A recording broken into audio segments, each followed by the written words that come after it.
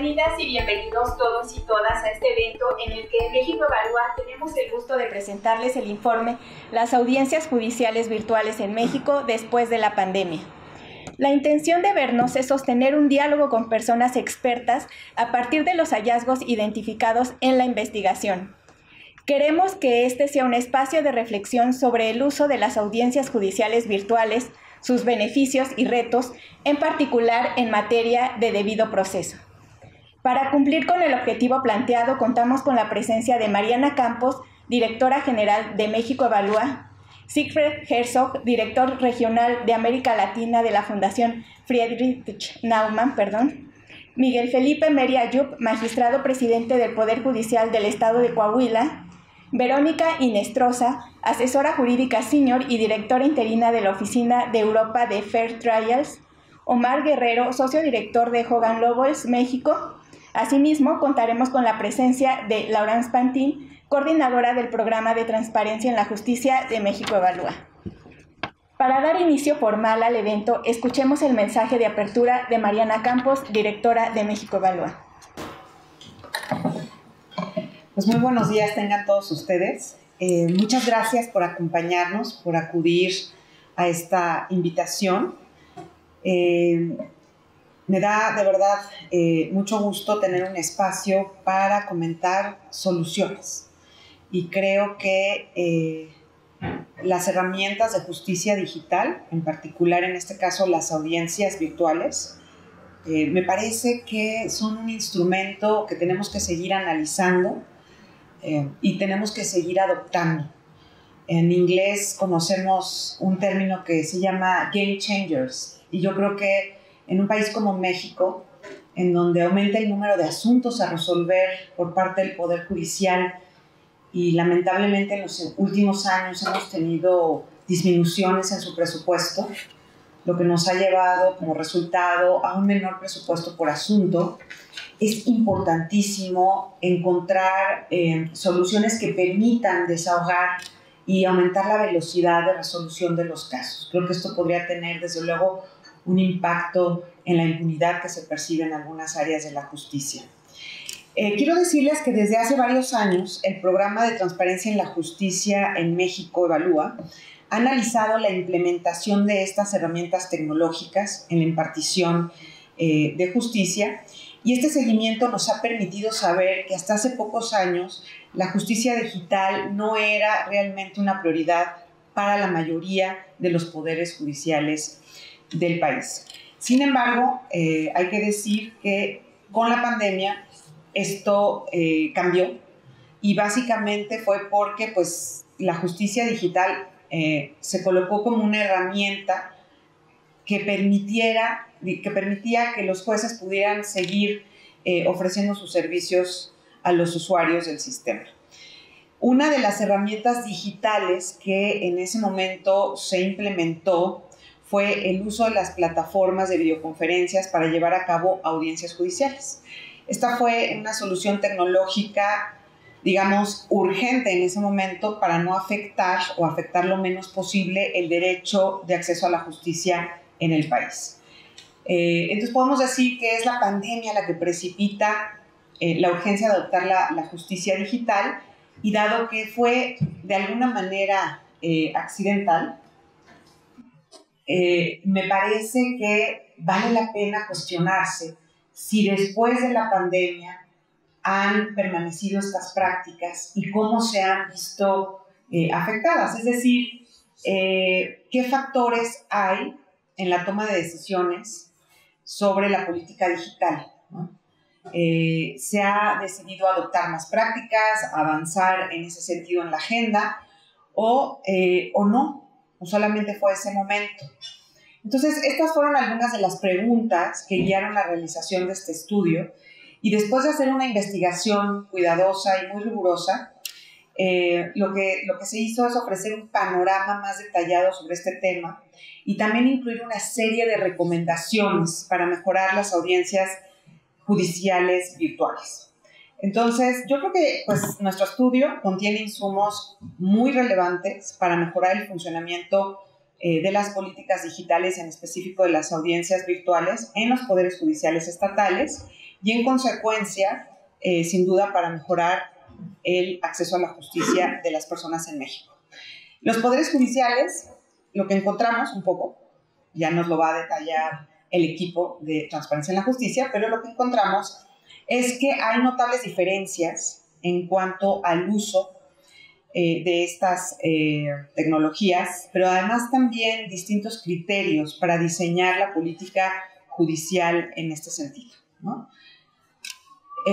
Lo que también encontramos es que faltan mecanismos de evaluación para saber de una manera más puntual, ¿no? Es decir, conocer revisiones que nos digan lo que ha sucedido. Entonces, sí, pues toma un tiempo y un esfuerzo importante al momento llevar todo esto a cabo.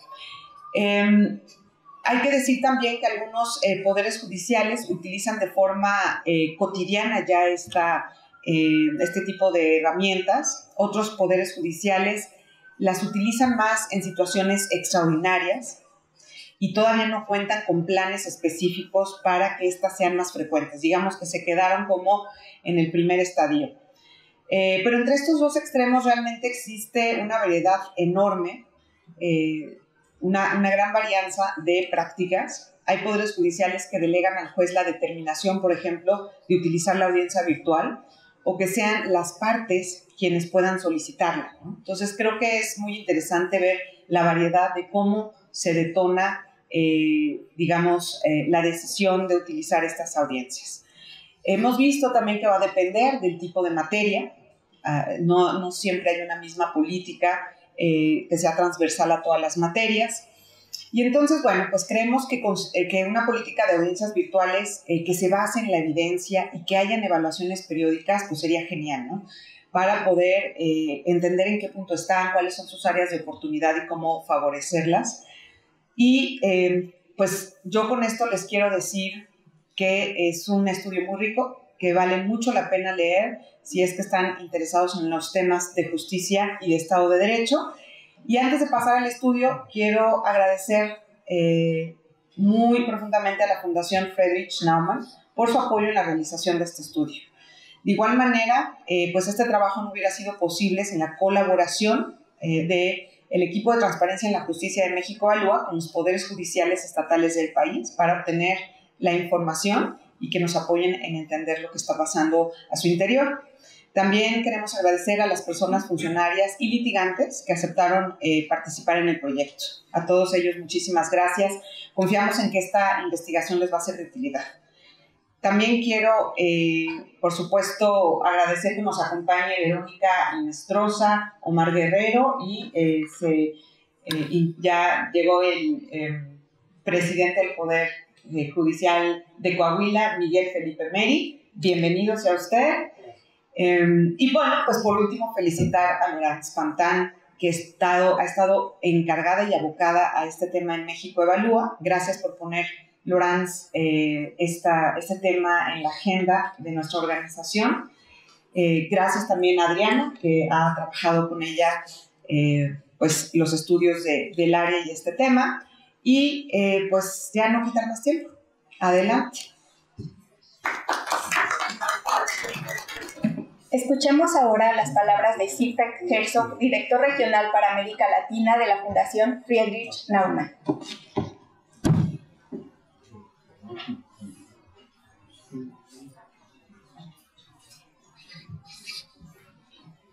Gracias, Adriana. Muy buenos días, queridas amigas, queridos amigos de México Evalúa, y especialmente un saludo a nuestro invitado destacado Miguel Felipe Meri Ayub, el magistrado presidente del Poder Judicial de Coahuila. También a nuestros ponentes mañana, Verónica Inestrosa y Omar Guerrero, y también al equipo de México Evalúa, sobre todo Mariana Campos y Laurence Pantin. Muy buenos días. Es un gran gusto para mí estar aquí el día de hoy en este evento de presentación del estudio sobre las audiencias judiciales en México después de la pandemia. Para nosotros, desde la Fundación, es un honor poder contar con la participación de ustedes como expertos en estos temas para su aplicación en nuestra región y en México donde enfrentamos la necesidad de agilizar los procesos en la justicia para garantizar derechos humanos. Como se dice en el dicho en inglés, justice delayed is justice denied. Es un tema que es muy importante en esta región, pero en otras partes del mundo también. En la Fundación Friedrich Naumann para la Libertad, una fundación política liberal alemana, nos enfocamos en promover en México 3 temas principales: el Estado de Derecho con protección de derechos humanos, la economía de mercado y las instituciones de una sociedad abierta y plural. Para nosotros, el Estado de Derecho se centra en el fortalecimiento de instituciones que logren mantener un sistema democrático donde se garanticen y se protejan los derechos humanos, sobre todo de la minoría más importante, el individuo.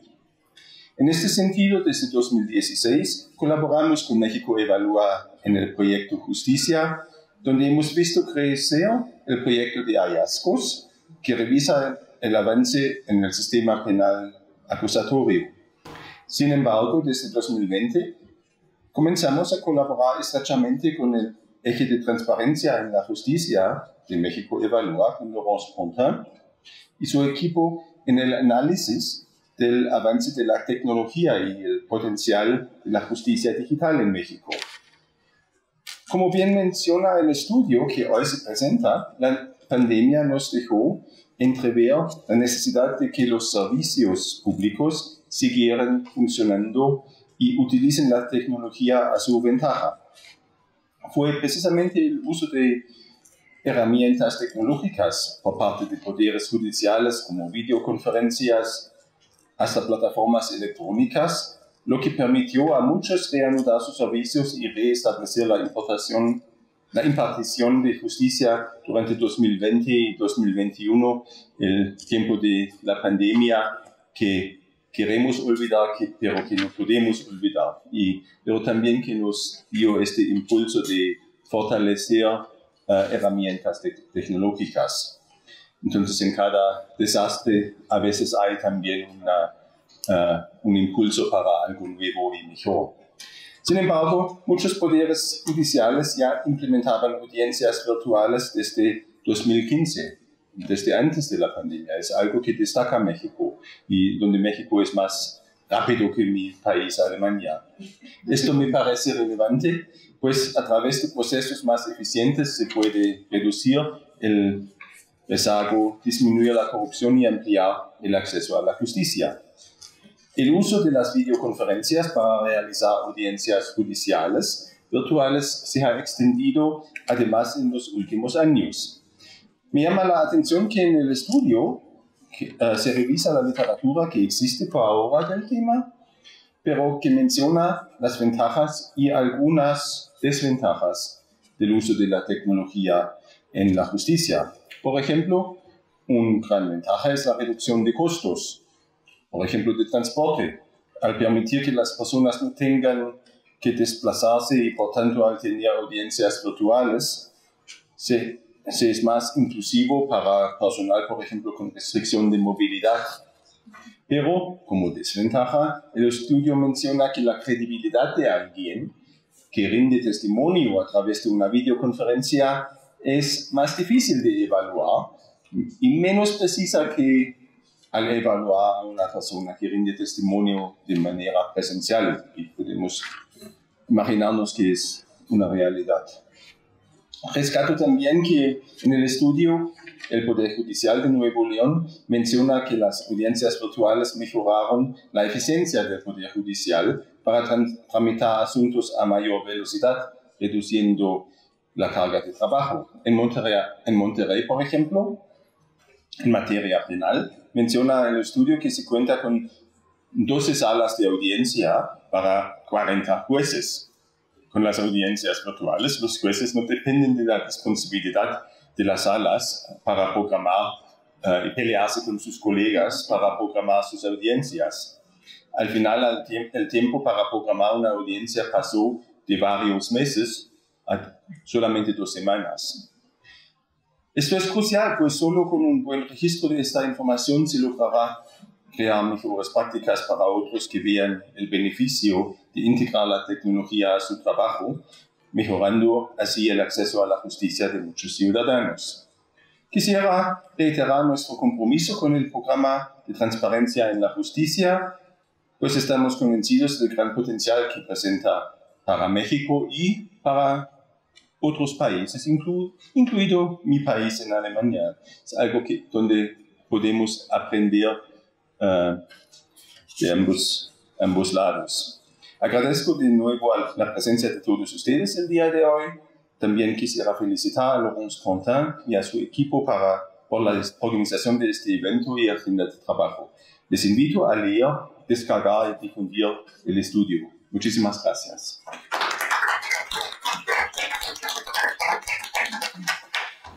A continuación, Laurence Pontin, coordinadora del Programa de Transparencia en la Justicia de México Evalúa, hará una presentación del documento Las audiencias judiciales virtuales en México después de la pandemia. Adelante, Laurence. Muchas gracias, Adriana. Bueno, pues para mí es un gusto enorme pues presentar esta investigación con tan distinguidos y distinguidas comentaristas, a quienes además considero como grandes amigos y amigas. Entonces, pues muchísimas gracias, presidente Neri, Verónica, Omar, por estar aquí. Agradezco también, obviamente, a la Fundación Naumann por su apoyo, no solamente para realizar este estudio, sino para todo el desarrollo de esta línea de investigación sobre justicia digital, donde nos han demostrado su apoyo año con año. Mil gracias, Siegfried, María José, Irina, y Alexandra también, por pues creer en nosotras y por el apoyo que nos han dado. También quisiera agradecer a nuestra directora Mariana por sus palabras y por el interés y entusiasmo que ha demostrado en este tema. Es muy importante también para mí reconocer el apoyo de Rolando García para el desarrollo de este estudio y agradecer a mi querida Adriana Aguilar por aceptar ser nuestra maestra de ceremonia el día de hoy. Y por supuesto, gracias a todos ustedes que pues han demostrado interés en este estudio y están aquí con nosotros. Ahora, ¿por qué este estudio? Pues, ¿se acuerdan? No sé si se acuerdan de este abogado, el famoso abogado que, digo famoso porque ya resultó famoso a raíz de esto, que durante la pandemia tenía una audiencia por Zoom en una corte de Texas y apareció con un filtro de gato que no lograba quitar y se desesperaba y decía, no soy gato. En fin, entonces queríamos saber qué había pasado con las audiencias judiciales virtuales después de este episodio famoso. Lo que nos interesaba averiguar es qué valoración han hecho los poderes judiciales sobre el uso de estas audiencias, para decirlo claramente, qué era lo bueno, lo malo, lo feo de estas audiencias, si es que había algo feo, y también saber si siguen usándolas ahora que la pandemia pues acabó, ahora que no son tan indispensables estas audiencias, para decirlo de cierta manera, y cómo llegaron a tomar esta decisión de cuál uso dar a estas audiencias. Para ello aplicamos una metodología mixta. Primero analizamos pues, literatura existente a nivel nacional e internacional. Nos dimos cuenta que a nivel internacional había mucho más que a nivel nacional. De hecho, algunas de las cosas que mencionó Siegfried justamente fueron de la literatura internacional. Y nuestro siguiente paso fue solicitar información a todos los poderes judiciales del país para saber en qué materias usaban estas audiencias antes, durante y ahora después de la pandemia y qué tanto las usaban y de qué manera habían tomado estas decisiones. Ahora es importante decir, pequeño paréntesis, que el Poder Judicial de la Federación no nos entregó información, por lo cual no está incluida en el estudio, pero sí, la verdad, conseguimos información de casi todos los poderes judiciales locales. Adicionalmente, realizamos estudios de caso en 8 estados donde entrevistamos a funcionarios y abogados. Estos estados fueron Coahuila, Ciudad de México, Guerrero, Estado de México, Nuevo León, Querétaro, Tamaulipas y Yucatán, para tener más información, más detalle de justamente esta dinámica. Aprovecho para agradecer yo también a los poderes judiciales que nos compartieron información, en particular el de Coahuila, está aquí presente, que siempre es uno de los primeros en contestar nuestras solicitudes de información y que siempre está dispuesto a colaborar. Y nada más precisa que el de la Ciudad de México no aceptó colaborar como institución, pero sí algunos funcionarios nos compartieron sus impresiones sobre estas audiencias y también hablamos con personas abogadas. Ahora, pues, ¿qué poderes judiciales usan estas audiencias y en qué materias? Pues lo primero que encontramos es que es bien difícil saberlo, porque en realidad lo que hicimos es solicitar primero los acuerdos, los documentos internos donde podíamos identificar en qué materias, para qué tipo de procesos, en qué circunstancias se utilizaban estas audiencias.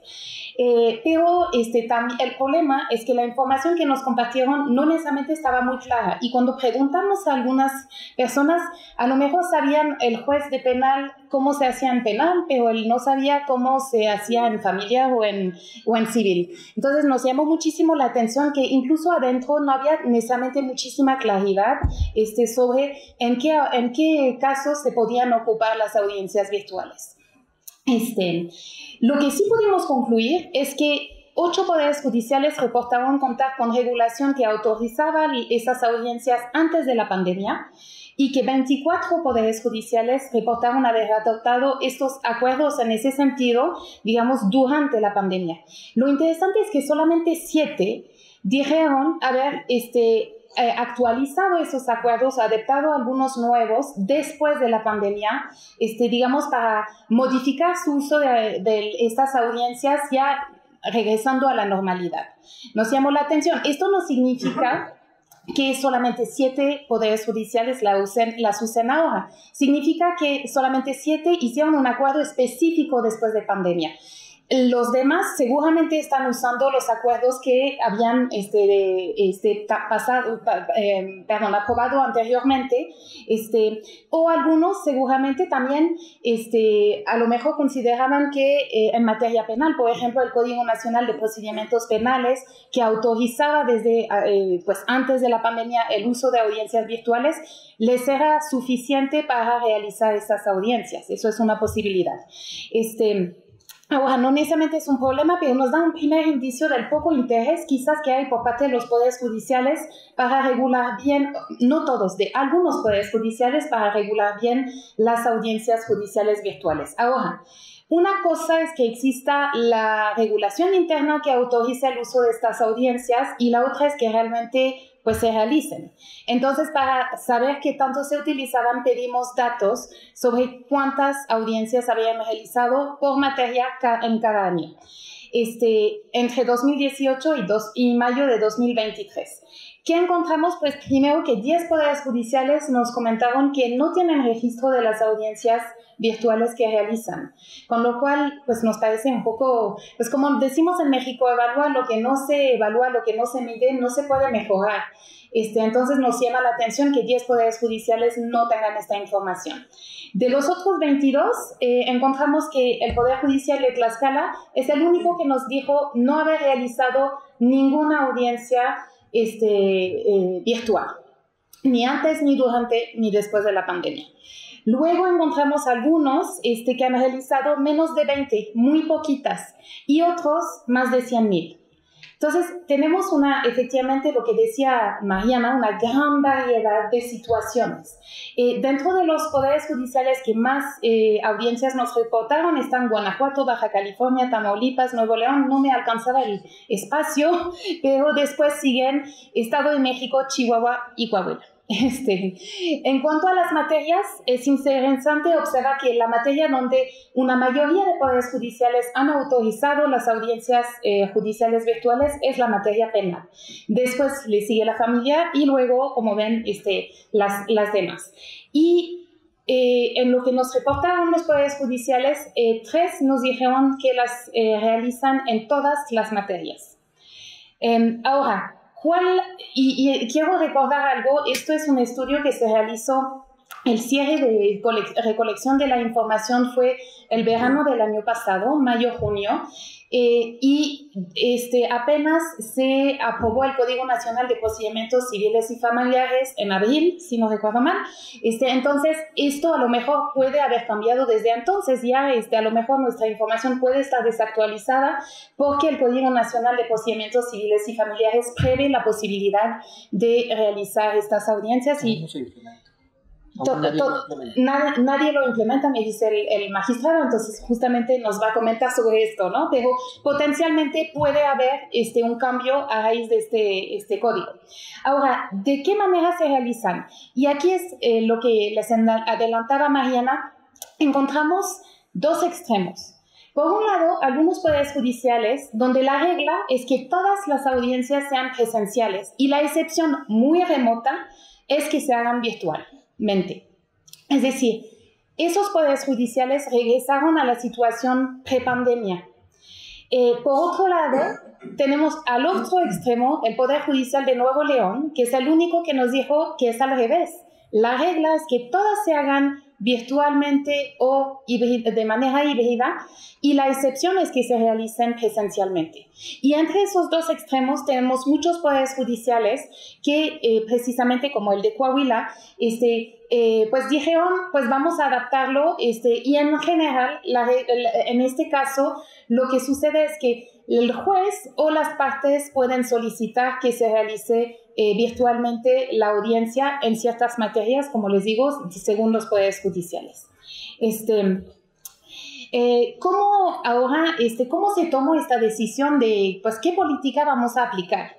Y esto, la verdad es que no siempre tampoco quedó muy claro. ¿Por qué? Porque ningún poder judicial nos reportó haber realizado una evaluación interna, un diagnóstico para poder conocer exactamente el impacto, las ventajas y desventajas del uso de esas audiencias. Algunos poderes judiciales tienen algunos datos.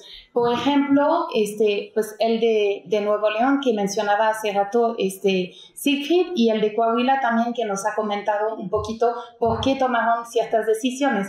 Pero otros poderes judiciales, pues la verdad, cuando les preguntamos por qué tomaron esta decisión, era más bien una inercia de, pues como las hicimos en la pandemia, las seguimos haciendo, ¿no?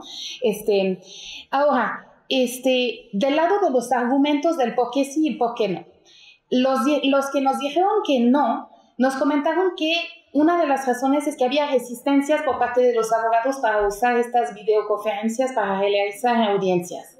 Un caso es el de la Ciudad de México, donde un funcionario nos comentó que pues esta era la razón por la cual no realizaban estas audiencias. Lo interesante es que hablamos con algunos abogados que litigan en la Ciudad de México y también a nivel federal, donde sí hay posibilidad de realizar audiencias virtuales, y nos dijeron que les encantaría que pudiera haber la posibilidad de tener audiencias virtuales. Entonces, este argumento nos parece, sí puede haber seguramente algunas resistencias, pero no de todo el gremio, desde luego. Ahora, otra de las razones por no necesitar o no encontrar esta necesidad de realizar audiencias virtuales puede ser el tamaño de los estados. En estados muy chicos, a lo mejor la ventaja que representa en términos de ahorros de traslado, etcétera, y de tiempos no es igual que en otros estados que son mucho más grandes o donde la geografía es más compleja, ¿no? Y también nos comentaron algunos de la falta de regulación. En algún momento, pues el Poder Judicial de Coahuila nos dijo que después de la pandemia, durante la pandemia hicieron audiencias en varias materias, pero después de la pandemia se centraron en penal porque el Código Nacional lo permitía, pero que estaban esperando el Código en materia civil y familiar para ampliarlo a estas, y nos dijo el presidente si estoy en lo correcto, pero es lo que nos comentaron en su momento. Sí. Entonces hay justamente esta falta en su momento de regulación que se está, vamos a decir ya que se arregló, pero que va a tomar un tiempo implementarse, ¿no? Y para el sí, pues justamente el tema de la reducción de los tiempos nos pareció un argumento muy válido. El caso de Nuevo León que comentó Siegfried, donde efectivamente nos comentaron que por la disponibilidad o la falta de disponibilidad de salas de audiencias, se podían antes de la pandemia tardar varios meses en programar una audiencia. Ahora se redujo a unos 15 días para programar las audiencias, porque cada juez tiene su sala de audiencia virtual en la plataforma que utiliza. Esto implica una mayor productividad por parte del personal, no solamente las personas juzgadoras, también las personas peritas, por ejemplo, nos comentaron que esto ayudaba muchísimo. Obviamente puede haber ahorros en traslados de personas que están en prisión preventiva para que lleguen al juzgado en el caso donde el juzgado no está pegado, digamos, al centro de detención. Está también como otro argumento la reducción en los riesgos de traslados, en particular en zonas de alto peligro, y obviamente para las personas usuarias los ahorros de tiempo y justamente costos de traslado, ¿no? Ahora, también nos preocupaba saber si algunas personas abogadas y funcionarias consideraban que había riesgos para el debido proceso. Como lo comentaba Siegfried, en la literatura internacional encontramos que, por ejemplo, había como algunas personas que consideraban que no se podía evaluar la credibilidad de un testigo, por ejemplo, de la misma manera presencialmente que en persona, que virtualmente. Entonces, que nos interesaba saber si en México habían detectado algunos problemas de esta naturaleza. Y lo interesante es que muy pocas personas nos mencionaron este tipo de situaciones. Primero nos dijeron que hubo muy pocas impugnaciones y que en su caso, si efectivamente esta impugnación prosperó, se repuso el proceso, pero nunca se puso en cuestión el uso de las audiencias virtuales en general. Nos dijeron también que otra razón por la cual seguramente no había muchas dudas sobre el tema del debido proceso es que siempre existe la posibilidad por parte de las partes, precisamente, de pedir que las audiencias sean presenciales. Entonces, si uno detecta un problema en el momento, se puede subsanar normalmente en ese instante. Y finalmente, otro comentario que nos hicieron es que la oralidad en México todavía está muy acartonada, por decirlo de cierta manera. Hay muchos abogados que llegan a las audiencias a leer sus escritos. No es un diálogo, no es como un intercambio donde se vayan contradiciendo, interrumpiendo, a diferencia de otros países, con lo cual el hecho de que puede haber un pequeño desfase, como puede suceder en cualquier videoconferencia, pues no es tan problemático en México por esta razón. Ahora, lo que sí encontramos es que son una minoría, solamente 7 poderes judiciales, los que previeron mecanismos para cumplir con el principio de publicidad. Coahuila es uno de ellos, por esto nos interesaba mucho tener al presidente del Poder Judicial de Coahuila que nos pudiera compartir su experiencia en la materia, pero yo creo que es muy importante resaltarlo. Y aquí haré un breve paréntesis. No era el objeto del estudio, pero cuando lo realizamos, nos comentaron que en la Ciudad de México, hasta el momento en que cerramos el estudio, todavía no se reanudaba el acceso al público en las audiencias judiciales presenciales, que esto es todavía peor. Es decir, esto es un principio que debe de existir, que es muy importante, y nos pareció muy grave esta situación. Cierro el paréntesis. Ahora, ¿por qué no se previeron mecanismos para dar publicidad a las audiencias virtuales? Cuando preguntamos nos dieron varios argumentos. Primero es que incluso cuando son presenciales, casi nadie viene a escuchar las audiencias. Entonces, de cierto modo, el hecho de que no exista este acceso no pasa nada. Pues esto me parece muy mal argumento, pero es uno de los que nos dieron. Otros nos dijeron que existe el riesgo de que se graben las audiencias, pero algunos poderes judiciales lograron resolver este tema, entonces habría que ver cómo lo hicieron, porque si algunos lo resolvieron significa que hay soluciones. Y finalmente otros nos comentaron que sencillamente se les barrió, se les olvidó el tema. Es poco creíble, pero así tal cual durante las entrevistas de repente, bueno, sí, no nos percatamos que esto era un tema importante. Entonces, esto nos parece una gran señal de alarma y por eso una de nuestras recomendaciones precisamente es ponerle mucha atención a esto de permitir que las audiencias judiciales virtuales cumplan con el principio de publicidad. Nos parece fundamental. Otra de nuestras recomendaciones es armonizar la regulación interna de cada poder judicial para evitar estas diferencias en reglas que puede haber entre unas materias y otras. O sea, se puede decidir que en algunas no se hagan, pero que las reglas cuando se hacen sean más o menos iguales para que no haya esta gran variedad de situaciones, incluso al interior del propio Poder Judicial, ¿no? O incluso esta confusión hacia el público de cuándo sí, cuándo no, por qué sí, por qué no y de qué manera, ¿no? También la importancia de que los poderes judiciales hagan evaluaciones sobre el uso de las audiencias virtuales y cuenten con datos. El registro del número de audiencias es mínimo y puede haber muchos más datos que pudieran sacar para ver qué tan útiles, qué tantos beneficios han tenido o qué problemas han generado, ¿no? Y finalmente, que los poderes judiciales sigan ofreciendo capacitación a quienes lo necesiten. Y un último tema, que es el tema de la brecha digital.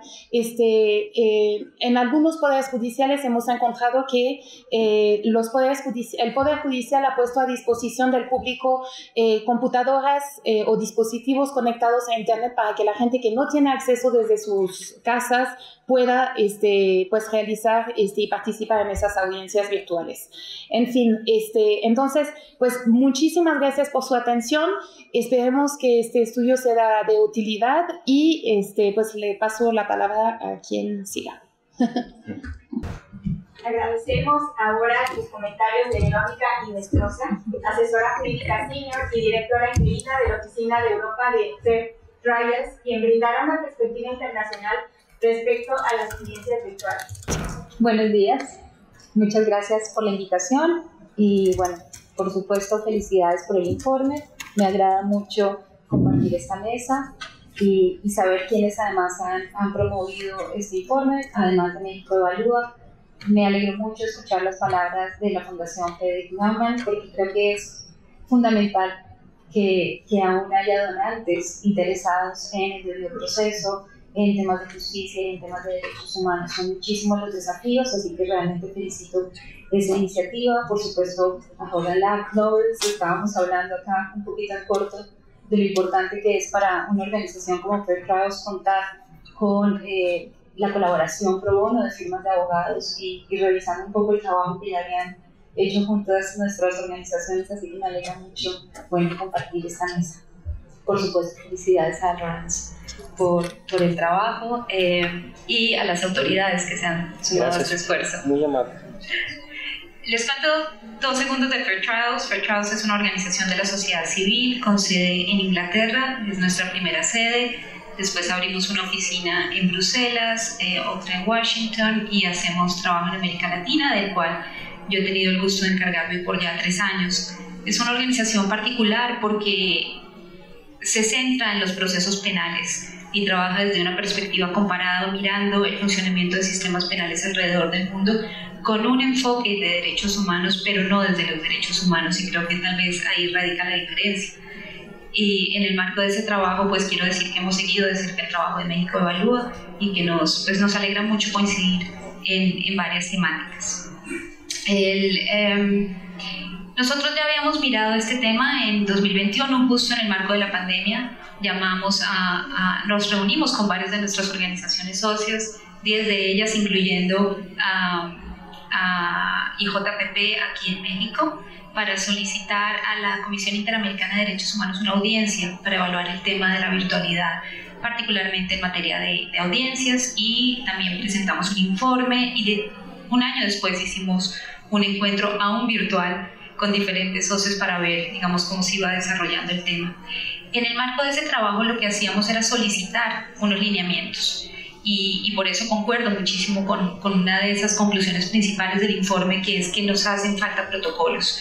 Sí, el informe destaca que hay unos protocolos en algunas sedes judiciales existen, pero un protocolo unificado, y al que nosotros llamamos es uno que se centre en los principios del debido proceso y del juicio justo. Porque independiente del momento judicial en que se utilicen, digamos, estos no deben perderse de vista. Y si se tienen que adaptar, bueno, tenemos que adaptarlos. Lo que no podemos es definitivamente ignorarlos. Yo revisé las recomendaciones que habíamos mandado en ese momento en el marco del informe, hablé con algunas organizaciones socias para ver dónde estábamos con este tema y prepararme un poco mejor para esta intervención, así que volveré a algunas de esas recomendaciones, pero les adelanto que no han cambiado mucho, así que eso muestra pues que finalmente está pasando algo que no debe pasar, y es que se están normalizando las audiencias con los defectos con que iniciaron, y en ese sentido pues yo celebro que Mariana, la directora de México Evalúa, por supuesto, diga que están comprometidos con seguir haciendo el monitoreo, con seguir mirando y apoyando para que se encuentren soluciones, porque creo que no podemos dejar que un tema más dentro de la justicia, sobre todo penal, que es donde más se utiliza, se normalice, sin volver a los pilares de lo que es el juicio justo. Bueno, me interesaron sobre todo dos conclusiones del informe, y son a las que me voy a referir relacionándolos un poco con el trabajo que habíamos realizado, pero quiero destacar, digamos, la importancia el hecho que ustedes lograron capturar que se necesitan unos requisitos mínimos de importancia de la conexión, virtualidad, pero ¿para quién? Digamos, no es solo que el juzgado tenga las facilidades, las tiene la persona acusada, las tiene el abogado, tiene la misma conexión, hay la posibilidad de entrar a la audiencia, digamos, esos son mínimos, pero nunca se deben perder de vista, y qué bueno que lo rescatan.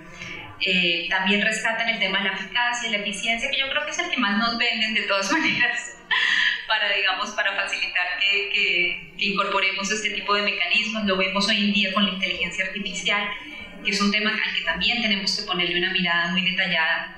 Digamos, todo, incluso con los procedimientos abreviados, todo esto es eficacia, todo esto es eficiencia, nos reduce el trabajo, nos facilita, nos permite tener más, responder a más personas acusadas, nos permite tener más audiencia, nos permite mirar más casos. Bueno, pero ¿cuál es el costo? Porque si el costo es la justicia, entonces realmente no estamos haciendo nada. Pero bueno, hay que destacar que esos son los argumentos, digamos, que nos siguen presentando para justificar.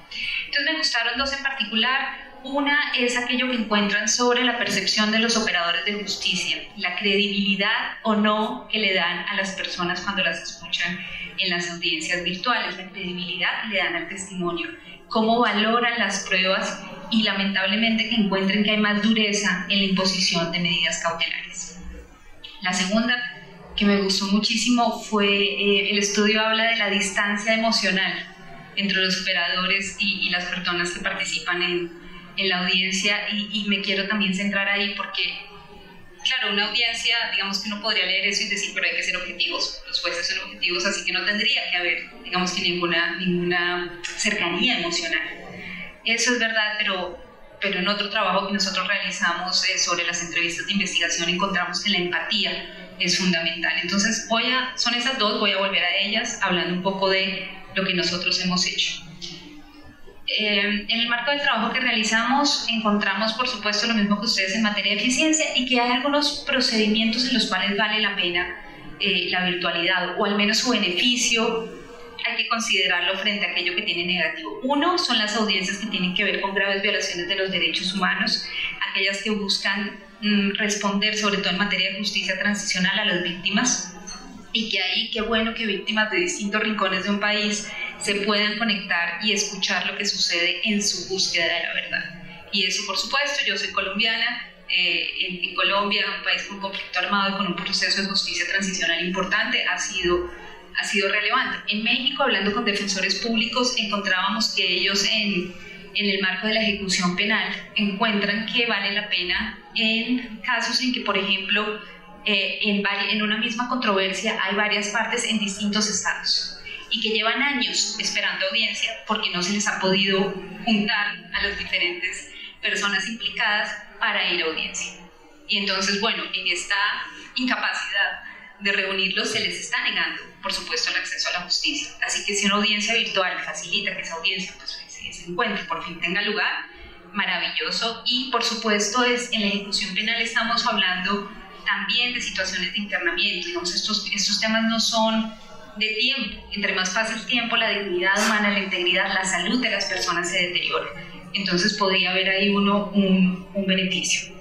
Pero ¿en qué nos centramos y qué nos sigue pareciendo problemático y qué tiene que ver con estos dos hallazgos? En la prevención de la tortura, en la obligación fundamental y superior que tienen los operadores de justicia frente a la dignidad humana, y que es una responsabilidad que les implica estar muy atentos a no solo lo que dice la persona, ¿no? Y para eso es la audiencia, ¿no? Es para escuchar, que de por sí uno sabe que cuando está conectado se distrae, abre otra ventanita, cambia de cámara, ve el celular. O sea, si algo nos dañó la pandemia en términos laborales fue nuestra capacidad de atención. ¿Qué nos asegura que un operador de justicia, que un juez, que un abogado, que un fiscal se está todo el tiempo en la audiencia poniendo atención como lo estaría, ojalá, en la sala? Es difícil. Entonces, de por sí la audiencia es para escuchar. Y uno podría decir, bueno, pero ahí se escucha, pero tenemos que ser realistas frente a la distracción que genera la tecnología. Ahora, esa obligación de identificar tortura, posibles malos tratos, es fundamental ante todo en la audiencia inicial. Y es en la audiencia que nos preocupa a nosotros y que tiene que ver con esa conclusión sobre las medidas cautelares. Porque no es solo la audiencia, en esa audiencia se junta la identificación, el control del actuar de la fuerza pública y además la medida cautelar. Dos cosas fundamentales para la integridad física, mental, para la dignidad, pero además para la legalidad del proceso. Y en esa audiencia inicial es esencial que la persona juzgadora pueda ver las condiciones en que está la persona que se trae frente a ella. Y una cámara, por más moderna que sea, no nos permite ver eso. No nos permite verlos, no nos permite ver cómo ingresa la persona a la sala. Entra cojeando, pareciera que tiene algún dolor. ¿Cómo son sus emociones? ¿Está nerviosa? ¿Está sudando? ¿Está moviendo el pie muchísimo? ¿Tiene grilletes? ¿Está esposada? ¿Tiene zapatos? ¿Está sin ropa? ¿Está su ropa rota? No se puede ver en qué condiciones tiene esta persona. Con la cámara tampoco podemos ver si hay una persona custodiándola que le quite la libertad de hablar y de decir lo que podría decir para alertar. Y la obligación de identificar la tortura es ex oficio.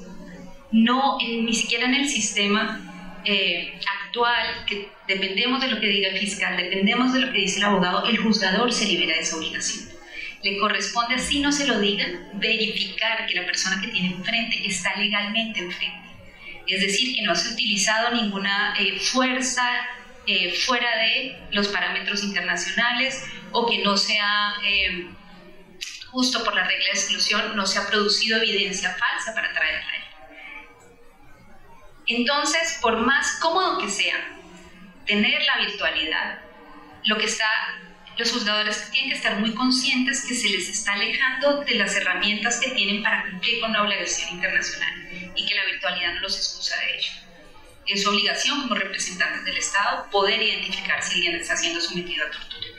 Y paralelo a que se nos da el COVID, aumenta la violencia policial. Eso lo sabemos en el marco de las protestas, lo vemos todos los días, lo vemos en Twitter, lo vemos en Instagram, lo vemos en todos los canales que surgen en las calles. En el marco de la protesta se ha aumentado el maltrato y el mal uso de la fuerza por parte de las autoridades. Y también sabemos que las detenciones en flagrancia han aumentado, que ya casi todas son en flagrancia, muy pocas con orden judicial, y que casi con lo que se cuenta para incluso vincular al proceso es el testimonio de las personas encargadas de hacer cumplir la ley. Entonces tenemos una cantidad de alertas que amplifican la necesidad de que el juzgador tenga la oportunidad de verificar directamente y hacer las preguntas que tenga que hacer y ver con sus ojos y sus sentidos lo que está pasando. Y ahí me vengo al tema del tema emocional, porque no es un tema de distancia emocional, es un tema de empatía entendida, como la capacidad de entender desde dónde me habla el otro. No es ni de estar de acuerdo con lo que hizo, siempre le digo esto a las personas juzgadoras, no es ni de que te caiga bien o te caiga mal, o le creas o no le creas por cosas que no te dicen nada sobre la verdad, como sus gestos, como su lenguaje verbal o no verbal, sino de entender, es una habilidad ¿Desde dónde me está hablando? ¿Me está hablando desde el miedo? ¿Me está hablando desde el temor? ¿Me está hablando desde la angustia? ¿Me está hablando desde el hambre? ¿Me está hablando desde el poder? ¿Desde dónde me está hablando? Y esa empatía es fundamental para saber cómo proceder, qué preguntas hacer, de qué estar pendiente en la audiencia y qué diligencias ordenar. Por ejemplo, sí pasar vista sobre un posible caso de tortura. Entonces, les decía que revisé nuestras notas y esto no ha mejorado. Digamos, en los países en que se esté utilizando para la audiencia de custodia, la custodia inicial, la preocupación de la sociedad civil es muy alta y nosotros hacemos eco de ella. Creemos que debe estar prohibida la virtualidad para las audiencias iniciales y que se debe devolver esa obligación, o más bien no devolver porque nada se las quita, pero recordar esa obligación a personas juzgadoras, pero también abogadas, también peritos, que tendrían que ver con la persona implicada si está bien en su integridad física, la posibilidad de hacerlo y cumplir con esa obligación internacional en representación, en este caso del Estado mexicano.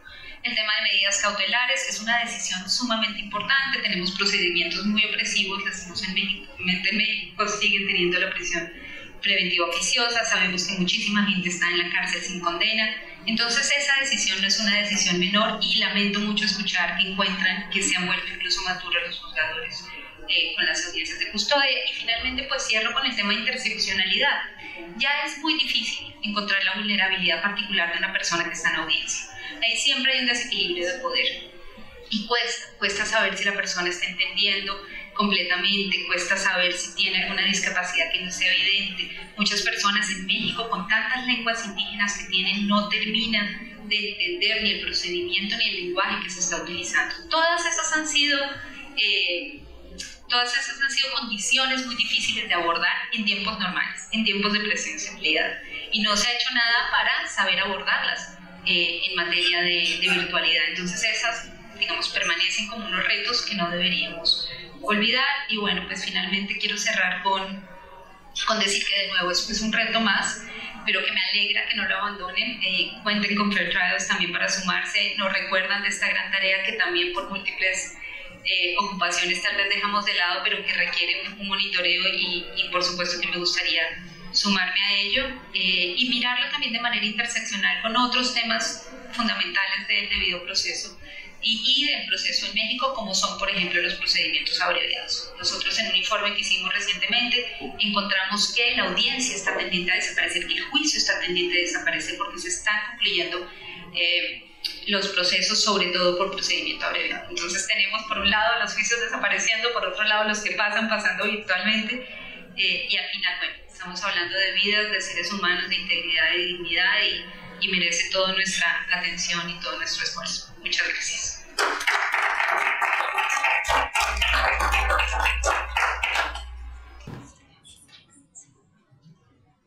Muchas gracias, Verónica Inestrosa, por tan interesante intervención. Y bueno, por supuesto que la visión de las personas que tienen la experiencia cotidiana de participar en audiencias virtuales es fundamental, y es por ello que contamos con la presencia de Omar Guerrero, socio director de Hogan Lovells México, para brindarnos su visión de estas audiencias desde la perspectiva de la abogacía. Muchas gracias. Muchas gracias a todos y a todas. Trataré de ser, como decimos en el despacho, short and sweet. Y ante todo, muchas gracias por estar el día de hoy aquí. Primero que todo, estos estudios que hace México Evalúa con el apoyo de la Fundación Friedrich Naumann no tienen desperdicio. Todo lo que hacen en México Evalúa, la verdad hay que leerlo, especialmente desde el punto de vista de los practicantes, de los académicos, de los operadores jurídicos, jueces.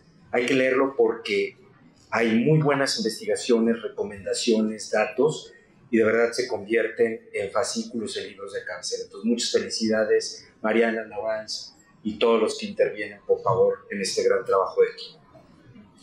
Lo segundo es decirles, como comento muchas veces en el despacho, a veces hay que sembrar árboles a sabiendas de que no vas a disfrutar de su sombra.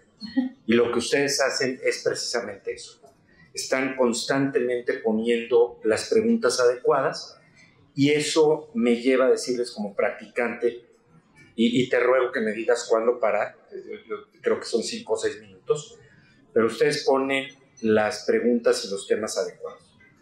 Probablemente de las cosas que más me sorprenden es que en un mundo donde necesitamos datos para poder tomar decisiones, desgraciadamente parece que los datos no siempre están disponibles, y cuando están disponibles, estos datos son de forma muy limitada.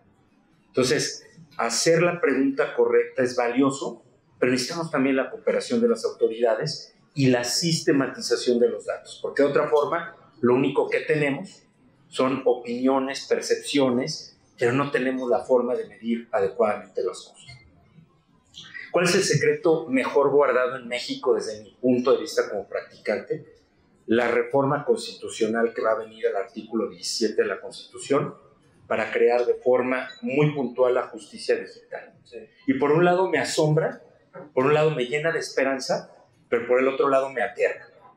Porque, señor presidente del tribunal, además en su constitución, ustedes tienen desde hace muchos años en su constitución local estos temas de justicia digital, pero me aterra por muchas cuestiones. Uno, presupuesto. O sea, no se trata de un buen deseo nada más de implementar la justicia digital. Nosotros somos un despacho que somos altamente proclives. Tenemos una empresa de tecnología que se llama Ultimate, exclusivamente para ver avatars, chatbots, formas de implementar la tecnología para facilitar los servicios legales que proveemos a nuestros clientes. Y es caro e implica un uso de presupuesto de una manera también sabia, moderada, prudente, porque esto va evolucionando de manera muy importante. Lo segundo que me preocupa y que creo que debemos de poner un énfasis importante es educación jurídica y capacitación.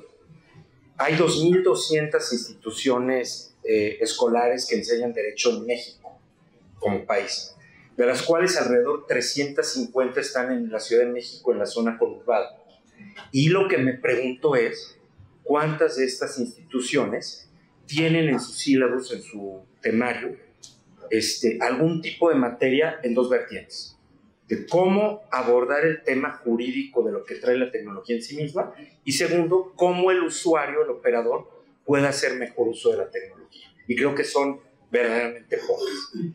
Lo tercero es, no necesariamente en el orden de prioridad, pero ciberseguridad. Ciberseguridad se ha convertido en un tema fundamental en todos los que somos usuarios de este tipo de temas. Y con ello también, pues, privacidad de datos. Este derecho humano fundamental, o este derecho fundamental, que nos permite, por un lado, visto una perspectiva, tener acceso a datos que se puedan medir, pero por el otro lado, cómo respetas precisamente la integridad, la dignidad de las personas que participan, porque estas audiencias se graban. Y hay que entrar al debate, hay que entrar a una discusión seria pero medible de qué es más fácil al final del camino. Se graba, pero se transcribe, se graba y entonces el juzgador tiene que volver a ver esos videos, y entonces cuántas horas, a mí me encantaría medir cuántas horas se toma un juzgador, un secretario, en estar viendo este tipo de temas para resolver en un momento dado un expediente. Y bueno, los temas jurídicos. Acceso a la justicia, lo toca el estudio. El acceso a la justicia desde el punto de vista 17 de la Constitución se fortalece, se complementa o se sustituye con las audiencias virtuales. Debido proceso. En el mundo del arbitraje, que es también donde me desenvuelvo, este debate ya lleva varios años. Si en un momento dado hay una violación o una disminución al debido proceso, o por el contrario, es una atenuación, porque con todos los temas que mencionó Verónica, que mencionó Laurence, al final del camino sí hay debido proceso, pero de una forma distinta al común denominador, ¿no? Y el gran ausente, como lo llamaron ustedes en su estudio, la publicidad. No hay nada mejor para hacer a las autoridades y a los particulares, nosotros los abogados, accountable, como dicen, que las audiencias sean públicas, sean transparentes, etc. ¿Por qué? Aprendes, debates, ves cómo el juzgador al final del camino está ahí resolviendo las cosas. Algo que sí me gusta mucho de las audiencias virtuales es que normalmente sí está el juez presente o la juez presente. Todos los que litigamos, y no es una crítica en un mal sentido, es una, como le llaman los estadounidenses, constructive criticism, Lo que te interesa es que tu juzgador te vea, te oiga, te escuche, te palpa, te huele y que vea si en momentos dados estás diciendo la verdad en tu caso. En las audiencias presenciales, que por cierto voy a tener que disculpar unos minutos más porque tengo que ir volando a una presencial, eso no ocurre porque si tienes suerte, el secretario o la secretaria de acuerdo será quien esté presente. Rara vez, a menos que lo pidas, estará el juzgador y lo entiendes. Tienen 2, 3,000, 4,000 casos. O sea, ¿cómo le puedes dedicar al tiempo a eso? Pero bueno, las audiencias virtuales te favorecen eso. Exacto. Y yo les diría algo que a mí creo que particularmente me fascina, que es también mirar al mundo. Hay muchas experiencias allá.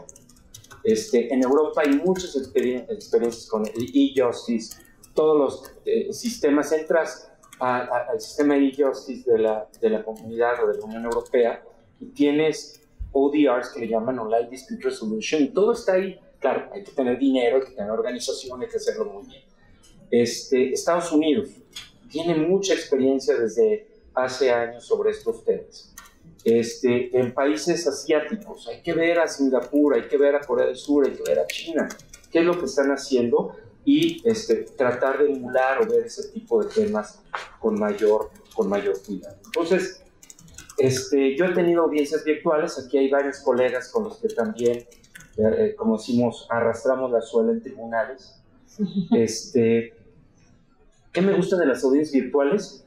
Pues sí, evidentemente tener la oportunidad de hacerlo desde tu oficina con toda la comodidad, sin estar gastando tiempo de forma ineficiente, pero también hay altas problemáticas ahí. Por ejemplo, una testimonial, una confesional, difícil a veces saber. En arbitraje lo resolvemos con cámaras 360 para efecto de que las personas no sean objeto de una asesoría, un coaching de manera inadecuada, etcétera. Pero como todo en la vida, pues hay sus pros y sus cons. Yo lo que me gustaría ver es la medida en que esto ahorrara tiempos verdaderamente para los distintos operadores jurídicos, que se tradujeran en una mejor, no solamente cantidad, sino especialmente calidad de las sentencias. Entonces, con ello felicito nuevamente a México Evalúa, porque de verdad ustedes son de esas voces, a la Fundación Frederick Naumann, porque son de esas voces que a veces parecen, como decía Saint-Exupéry en El Principito, son pozos de agua donde puede uno abrevar en este desierto, a veces tan caluroso, tan difícil. Y muchas gracias por estos esfuerzos. Ojalá que veamos en los próximos años un avance importante en tecnología y una mejoría importante en la administración de justicia. Muchísimas gracias nuevamente y muchas felicidades.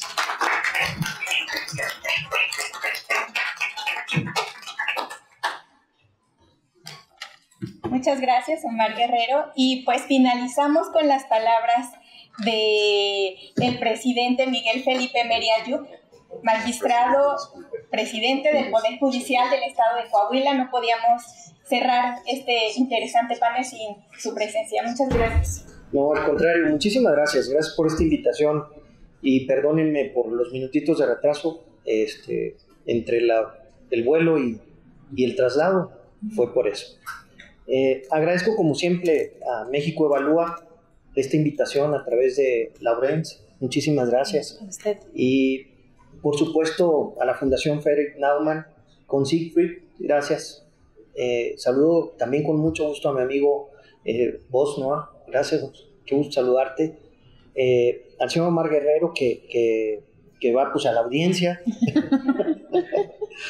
Y pues muchas gracias, estimada Verónica Inestrosa, muy amable por su participación.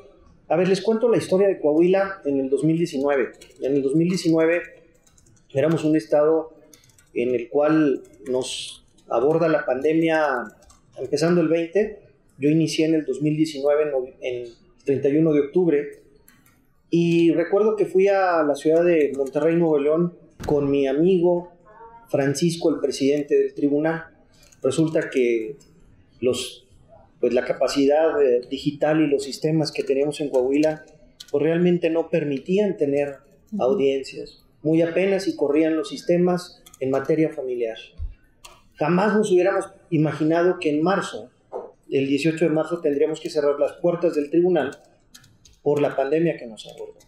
Y entonces no teníamos los sistemas adecuados para poder enfrentar una crisis humanitaria y sobre todo cómo poder, con relación a garantizar el derecho humano a la justicia, pues a todos los ciudadanos coahuilenses en medio de la falta y la crisis digital que nosotros teníamos. Entonces recuerdo que fui con Francisco, y Francisco me ayudó a sentar a mi equipo de sistemas con el equipo de ellos en enero, febrero. Yo le agradezco eternamente a Francisco. Francisco murió hace 2 años por cáncer, fíjense ustedes, pero era un gran amigo. Monterrey llevaba 10, 12 años por encima de Coahuila en materia digital. Le dije, Paco, ayúdame a poderlo incorporar rápidamente. Y Paco se portó conmigo excelente. Fue que iniciamos todos los procesos de modernización digital, y cuando el 18 de marzo cerramos, generamos entonces los protocolos sobre los cuales tendríamos que trabajar de manera digital. Eso no existía en Coahuila. Y hubo mucha oposición por parte de los mismos magistrados, incluso por ahí 2 compañeros que me decían, no puedes hacer eso, Miguel. Le digo, sí lo puedo hacer. Le dije, incluso vamos a tener las sesiones del pleno del tribunal de manera virtual o a través de un Zoom. Entonces me dice, no está señalado. Le dije, sí está señalado. Mire, el artículo 19 de la Constitución local nuestra señala esto y esto. Y de ahí me agarré para construir con el Consejo de la Judicatura todos los protocolos bajo los cuales pudiera trabajar el pleno del tribunal. Y finalmente tuve que decirle, si no, pues ven de manera presencial, vamos a venir. Le dije, pero aquí no se va a detener la justicia. Entonces me dice, no, entonces sí quiero el Zoom. Entonces, desde tu casa. Y así de manera, pues muy pragmática, como se los estoy platicando, esta historia, que fue muy complicada, me senté con el Consejo de la Judicatura y el equipo de trabajo, pues para que pudiéramos generar estos protocolos. Nuestro objetivo era no detener la justicia, y mucho menos también en el ámbito penal. Cerramos del 18 de marzo del 2020 al 18 de mayo. Solo 2 meses cerramos. Y generamos también protocolos en materia civil y familiar, y empezamos a utilizar también el uso de las tecnologías al servicio de la impartición de justicia en las materias civil y familiar, en donde pudiéramos garantizar que pues la actuación que vayamos a realizar no estuviera viciada de alguna manera. Y en materia, pues en la materia penal fue donde más avanzamos. Miren, otro de los temas en los que nos enfrentamos fue que los medios de comunicación no podían ingresar a las audiencias públicas. Entonces había un enfrentamiento entre los medios de comunicación y el Tribunal de Coahuila, y levantamos un protocolo en el cual los medios de comunicación sí pueden entrar a las audiencias, pueden tomar nota, pero obviamente pues tienen que cumplir lo que nos señala el código. No pueden transmitir ni tomar evidencia. Pero al momento de hacerlas virtuales, pues ¿cómo podríamos garantizar el derecho a la publicidad? Y lo hicimos a través de un canal privado de YouTube. Y con eso establecimos la publicidad.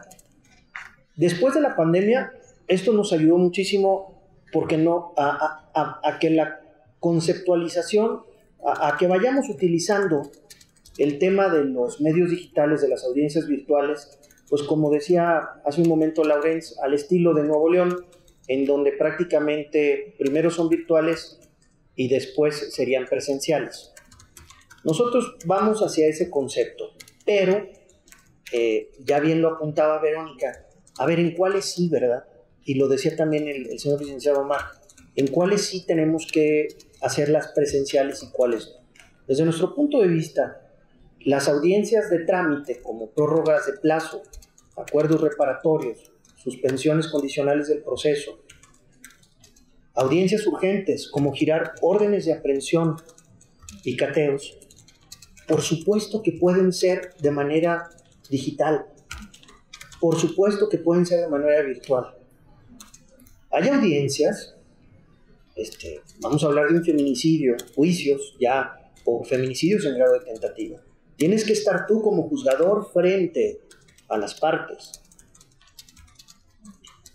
Y hacía una pregunta muy interesante la licenciada Verónica. Dice, bueno, ¿y cómo garantizamos que el imputado no haya sido torturado? Bueno, lo que hacemos nosotros, los enlazamos con su abogado para garantizar que la comunicación, así como las condiciones, son evaluadas primero por su defensor, para entonces poder desarrollar la audiencia y garantizar efectivamente esto que bien apuntaba la licenciada Verónica. Yo creo que también en las audiencias de ejecución, cuando la persona esté interna, puede estar en el reclusorio distinto donde se celebra la audiencia y garantiza mayores condiciones de seguridad en las audiencias de ejecución. Si el litigante tiene problemas para su conexión con respecto a esta audiencia, se le garantiza también un espacio y todas las condiciones de apoyo digital a su servicio. Hay una revolución, pues, para utilizar ya los sistemas digitales. Creo que no todas las audiencias deben ser sustituidas por el sistema digital. Debemos de apoyarnos en los sistemas. Debemos de apoyarnos. Pero yo no, en mi calidad de juez, como magistrado, no me hubiera yo imaginado cuando confirmé una sentencia a 47 años de prisión a un feminicida que lo tuve frente a mí y a su abogado y a las víctimas indirecto, ¿verdad? Esas son las audiencias que tenemos que realizar nosotros. Eso no se puede sustituir de manera virtual, me parece, desde mi punto de vista. Habrá que discutirlo un poquito más ampliamente. Pero ese es el objetivo de la audiencia, de la oralidad, del sistema de justicia oral. Y hacia allá va también el sistema de justicia civil y familiar. Entonces tenemos que incorporarnos más a las audiencias y sí apoyarnos para tener mayor ejecutividad, para ser más ejecutivos y garantizar entonces el principio constitucional de una justicia pronta y expedita con los medios digitales. También hay que tener un análisis muy, muy preciso de lo que tiene que ver con el metaverso o esta nueva parte digital que señala el Código Nacional de Procedimientos Civiles y Familiares. Hay audiencias que nosotros llamábamos sumarísimas o juicios sumarios, sumarísimos, como los conocimos, que ahora se van a llevar de manera digital sin un solo papel. Hoy en la ciudad de Acuña, en materia penal, llevamos juicios penales sin un solo papel. En la frontera norte, sin un solo papel. Y ya estamos bajando a los 6 distritos judiciales restantes.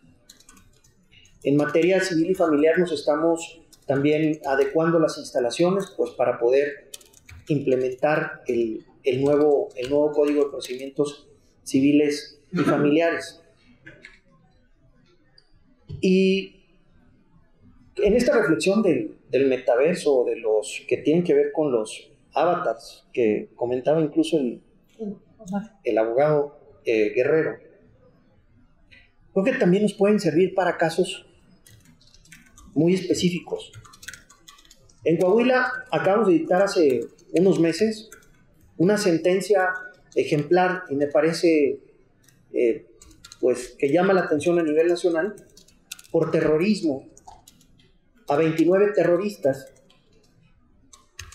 del crimen organizado que entraron y balacearon y ejecutaron a la presidencia municipal de un municipio al norte de Coahuila el 30 de noviembre del 2019. Y esas 29 personas quedaron sentenciadas a 139 años de prisión por terrorismo. Los 3 jueces estuvieron frente a ellos. A lo mejor el avatar acreditado, ¿sí?, pudiera estar entonces en ese tipo de juicios y pudiera ser utilizado en la voz de la jueza, del juez. Era un juzgador y dos juzgadoras. A lo mejor podemos imaginar ese tipo de conceptos. O sea, los servicios digitales al servicio de la impartición de justicia, garantizando la seguridad de las y los juzgadores. En un país que tiene niveles de violencia altísimos, no solamente para los jueces, sino para los periodistas. O sea, lo que estamos viviendo, pues. Entonces, ahí tenemos que ir regulando y acotando en cuáles sí podríamos apoyarnos de los servicios digitales. El home office para el Poder Judicial no le viene bien. Tenemos que estar en nuestro trabajo, ¿sí? No le viene bien. Entonces, tenemos que trabajar en nuestro lugar, a ser más ejecutivos, pero los servicios digitales como esto, pues nosotros tenemos más de 70,000 audiencias al año, y yo les puedo decir que prácticamente poco más de un 30% son digitales. ¿Sí? Entonces, pues, es nuestra visión. Después de la pandemia, no nos detuvimos, lo hicimos. Hay audiencias muy concretas en las cuales pueden servir los sistemas digitales. Hay que analizar en cuáles no. Hay que analizar también para qué nos va a servir el avatar. Hay que ir teniendo juzgados cero papel. Ahí sí tenemos que meternos mucho en los poderes judiciales locales.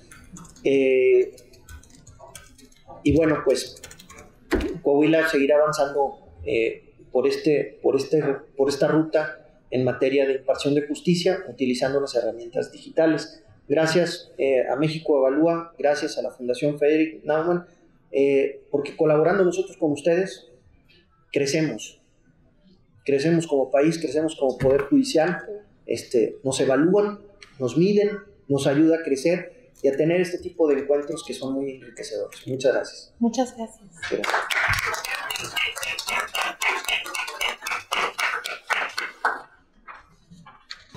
Muchas gracias, magistrado, por su valiosa experiencia. Vamos a abrir ahora el espacio a la participación de ustedes. Si hay alguien que quiera compartirnos alguna reflexión, alguna pregunta, por favor. Hola, ¿qué tal? Buenos días. Pablo González de Cocino. Les agradezco a todos ustedes. Desde luego a México Evalúa, a la Fundación Frederick Naumann y desde luego al magistrado por acompañarnos, obviamente a Lorenzo Martín, también le agradezco enormemente, y pues a Verónica también. Para mí, la verdad es que es difícil el tema de la transición a audiencias virtuales.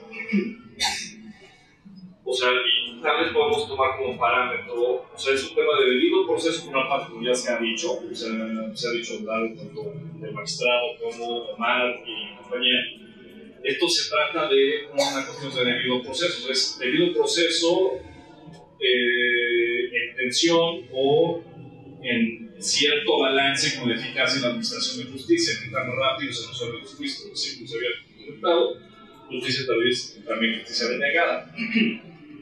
Tal vez una cuestión que se podría ver es, hay un caso ahorita, no recuerdo bien el nombre, el leading case en Estados Unidos sobre qué tantos requisitos y exigencias deben de haber y deben observarse en un proceso antes de que se dicte sentencia.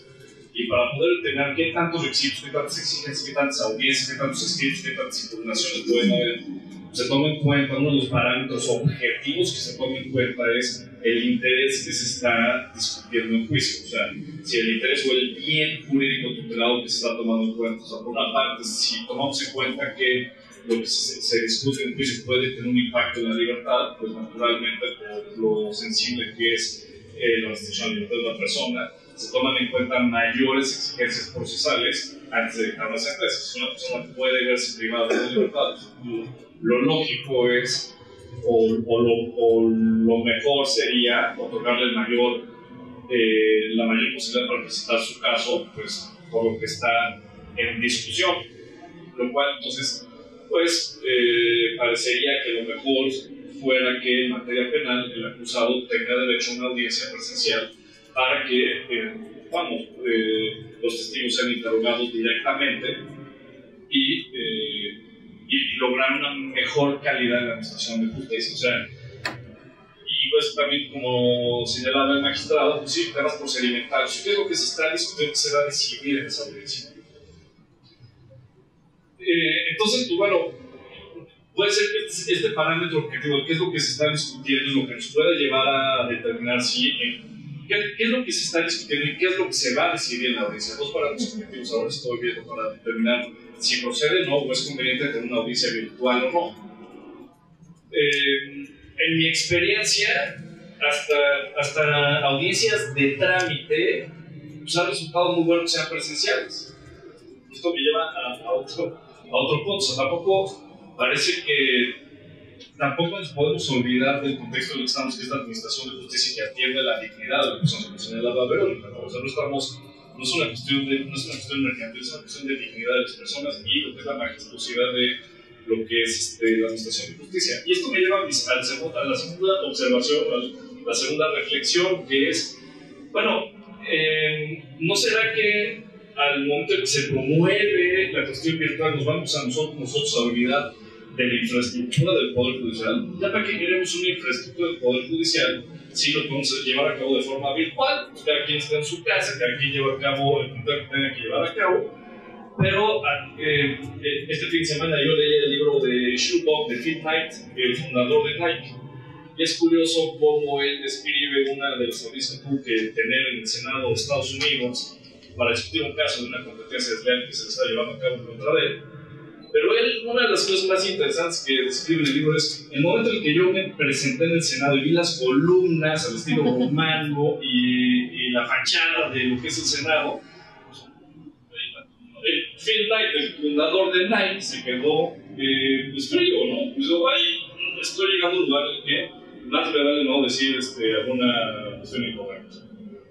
Entonces también me lleva a otra cosa, ¿no? O sea, si uno va a París, si uno va a Nueva York, si uno va a Madrid, si uno va a Londres, y uno ve lo que es la arquitectura de los tribunales, realmente impone.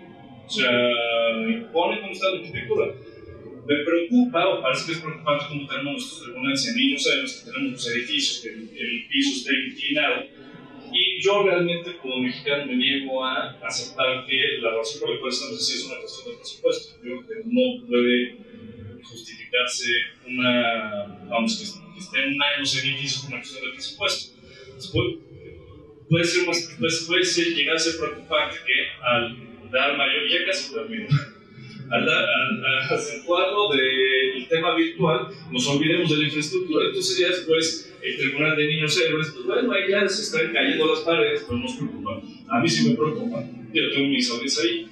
Hemos avanzado de cierta forma a lo que es patriotismo 130, que llevamos a cabo 10 virtuales y las áreas de audiencia están bastante aceptables, pero creo que parece que todavía nos falta destinar presupuesto.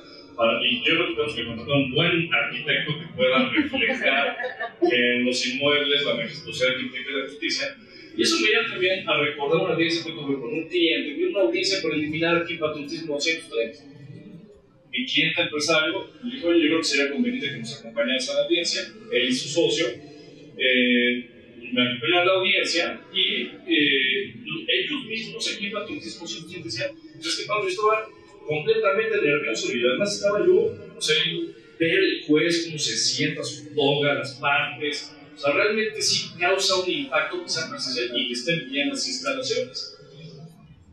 Esta es una audiencia preliminar, de hecho yo la considero una audiencia de mero trámite, pues un juicio oral mercantil, era juicio oral civil. El punto es que yo pensé que una audiencia de mero trámite, una audiencia preliminar, sin embargo mis clientes llegaron a un acuerdo, porque estaba la contraparte, entonces yo sí creo que llegamos a un acuerdo. Pero no sé por qué llegaron a un acuerdo, persona, pero lo que sí creo es que yo no pensé que fuera a llegar a un acuerdo, y sí llegaron a un acuerdo, porque las partes se vieron las caras en este inmueble en el cual ambas partes están sintiendo el peso de lo que es la administración de justicia, y yo creo que nuestros jueces también merecen que sus instalaciones, su oficina, puedan reflejar el trabajo que están haciendo. No es vender naranjas, están administrando justicia. Bueno, ya hasta aquí ya creo que me extendí en serio, perdón. Gracias. Muchas gracias. A lo mejor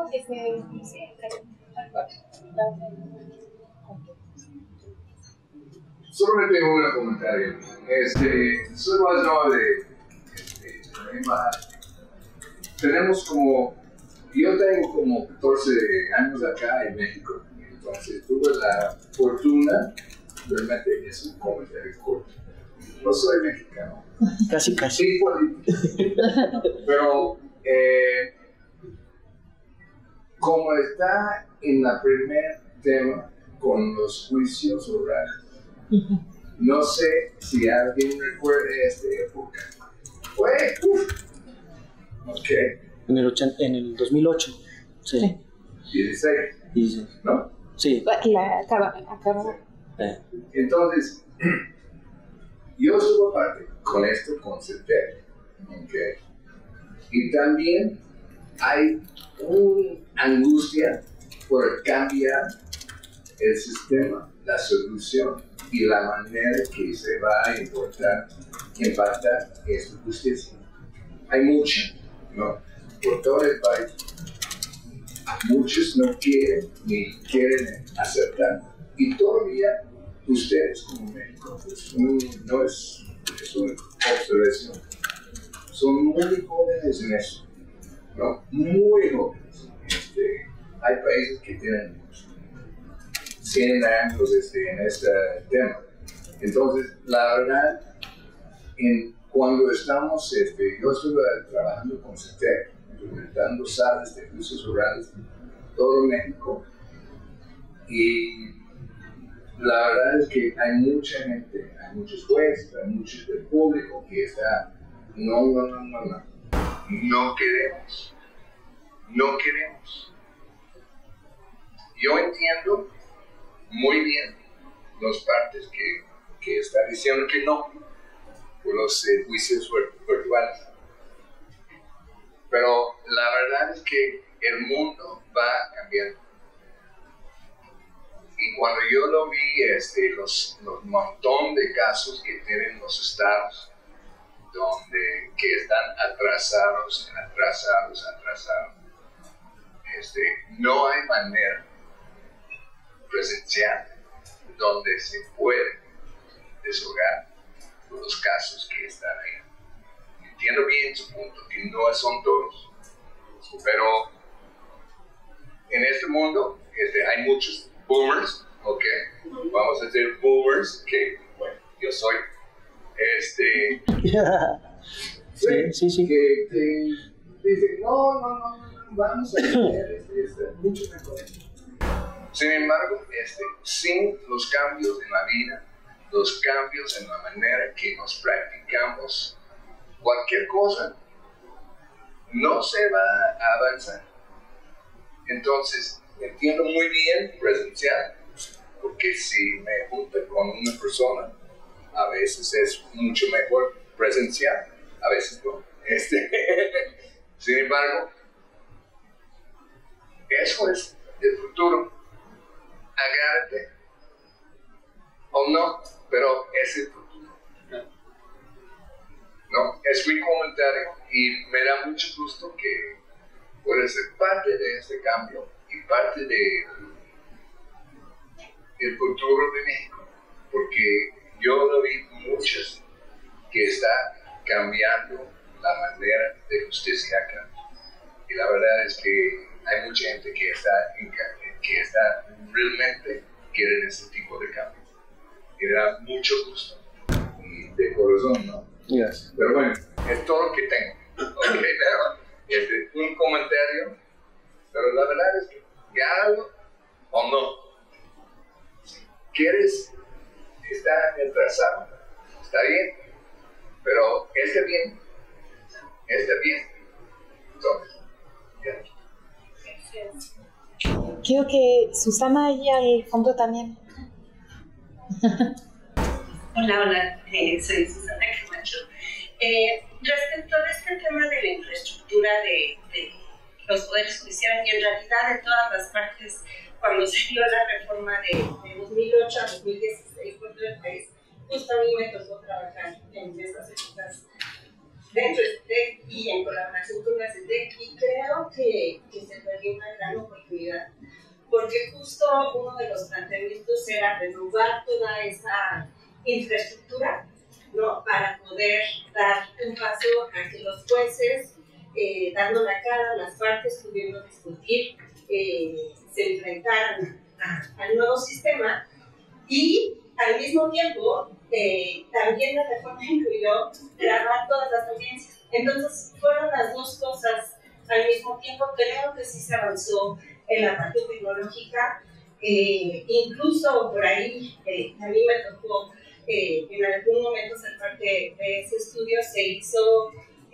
todo un estudio con la UNAM, ¿no? Para sacar cuáles eran los espacios deseables para todo el sistema de justicia, ¿no? Con esta majestuosidad que comentaba el compañero, ¿no?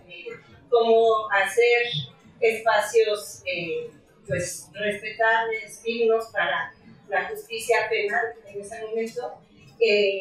Algunos estados tuvieron esa visión, otros pues tuvieron que adaptar lo que ya tenían a lo que se les venía de manera obligatoria, pero creo que sí se perdió un poquito esa oportunidad. En ese momento había recursos dispuestos a invertir a eso. Y también me queda la reflexión, y es la pregunta que les quiero hacer. Creo que, y falta regulación, totalmente de acuerdo, que a lo mejor no tener que ser tan rígida viéndonos a leyes, sino la posibilidad de verlo a través de reglamentos, etcétera, en la que, dependiendo del tipo de caso, ¿no? Se pudiera dar incluso juicios o procesos que combinen los dos tipos de audiencias, ¿no? Yo no sé, a nivel personal a mí me tocó llevar un juicio de carácter civil en la Ciudad de México, y si desde la entrada no te daban, tenías que reunir una serie de características para que pudieras llevar tu juicio de manera virtual, lo cual me parece muy bien, pero ya no había posibilidad de hacerlo híbrido, ¿no? Y por ejemplo, los juicios de carácter familiar, lo mismo que los de criminal, pues implican mucho la interacción, pues no sé, los familiares con niños, pensiones, mujeres, etcétera, etcétera. Entonces creo que en ese sentido podríamos, o cuál es la opinión de ustedes sobre la posibilidad de hacerlo de esa manera, y si ya hay ejercicios donde se combinen estas posibilidades, y también pensar como en todas estas otras materias, agrario, administrativo, el mismo amparo, ¿no? La verdad es que ahorita con toda esta crisis que tenemos de qué vamos a hacer con el Poder Judicial Federal para hacerlo más accesible a las personas, el tema del amparo siempre se nos queda también un poco atrapado en las viejas formas, en la imposibilidad de acelerar a través del tema de pues, audiencias virtuales, cuando sea necesario, o el desahogo directo de los jueces que están encargados de hacer efectivos nuestros derechos. Entonces, estas son un poco las preguntas, y pues felicitarnos a todos, a todas, por este esfuerzo. Muchas gracias. Adelante. Bien, pues desde mi punto de vista estamos viviendo un cambio pues muy profundo en la justicia actualmente. Nos toca incorporar los sistemas digitales, y la pandemia fue pues muy, aparte de dramática, nos forzó a utilizarlos. Fíjense, me presentaron un amparo 5 abogados de Torreón para que cerraran los juzgados y no pusiera también el buzón digital. No les concedieron el amparo. Hice un Zoom con más de 350 abogadas y abogados de todo el estado para que pudiéramos sociabilizar y sensibilizar el contexto de lo que íbamos a hacer. Ellos pensaban y sentían que iban a ser sustituidas y sustituidos en su trabajo por el sistema digital. Y entonces que ya no iban a ir allá. Pero a los juzgados. Pero si tú le decías a un abogado de Saltillo que fuera entonces a Monterrey a presentar la promoción físicamente, te decía, no, pues ya está el buzón digital de Nuevo León, pues ¿para qué voy, verdad? Ah, pero entonces en Coahuila tú sí quieres ir, ¿sí? Entonces fue un proceso de sensibilización muy compleja, muy complicada, porque no sabíamos hasta dónde iba a llegar. Reitero, no quería ni siquiera entrarle, y sobre todo algunas personas que no son muy, que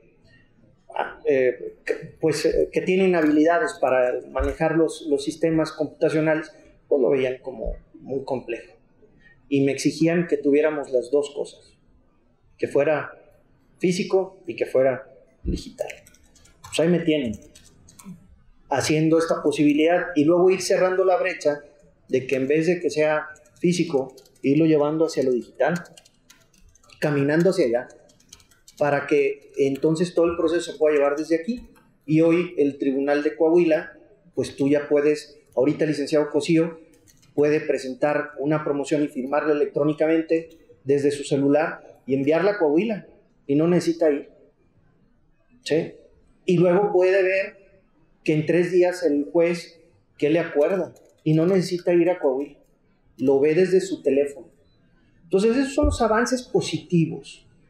El sistema de justicia penal oral en Coahuila se va a seguir respetando y va a seguir en funcionamiento. ¿A qué nos enfrentamos hoy? Yo me enfrento a 2 temas. A los que capacitamos vos en el 2016 ya no están, o en el 2008 ya se jubilaron muchos. Ahora estoy capacitando a los nuevos, ¿sí? En el sistema para que funcione. Y número 2, estamos incorporando entonces ahora los servicios digitales dentro del esquema oral. ¿Hasta dónde? Como he dicho, nosotros con estas audiencias que mencionaba, concretamente hemos estado trabajando.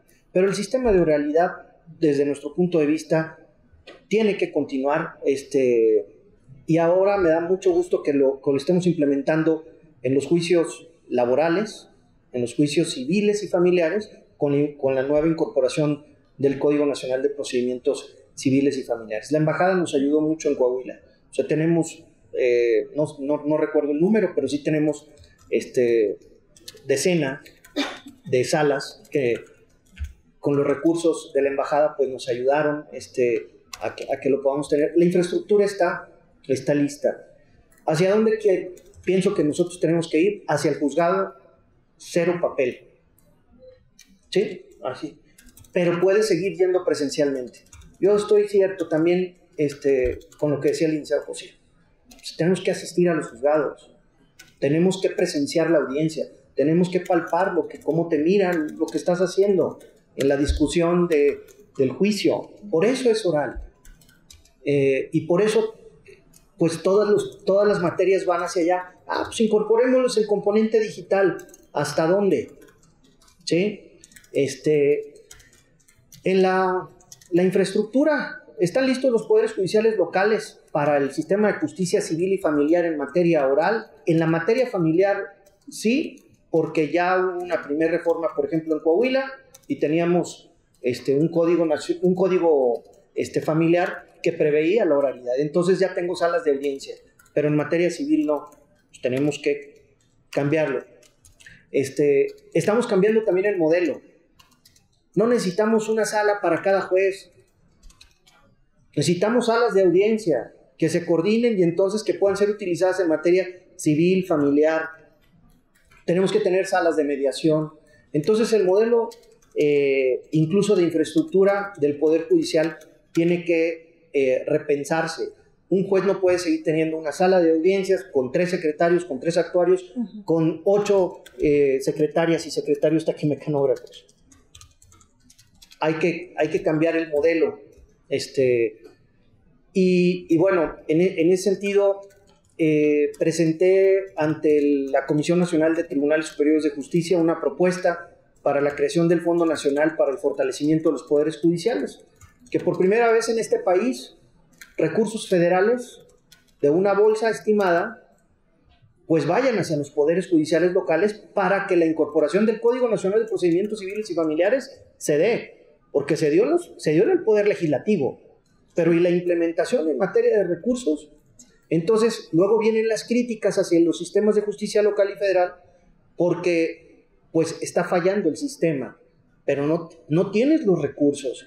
Y como no somos generadores de votos, ¿sí?, para las elecciones, sí somos generadores de gobernabilidad, de paz social, de desarrollo, pero no generamos votos nosotros. Y en ese sentido, creo que este fondo puede ayudar a que los estados reciban recursos federales como lo reciben las fiscalías, como lo reciben las secretarías de seguridad pública, o como se van para los fondos carreteros, o de drenaje, o de lo que sea, o de electrificación. La justicia es importantísima en el contexto nacional. Coahuila atiende 250,000 asuntos al año. Somos 3,400,000 habitantes. Tenemos 105 jueces. Cada juez familiar atiende en el estado, entre los de Torreón y Saltillo, atienden alrededor de 3,100 asuntos en trámite al año.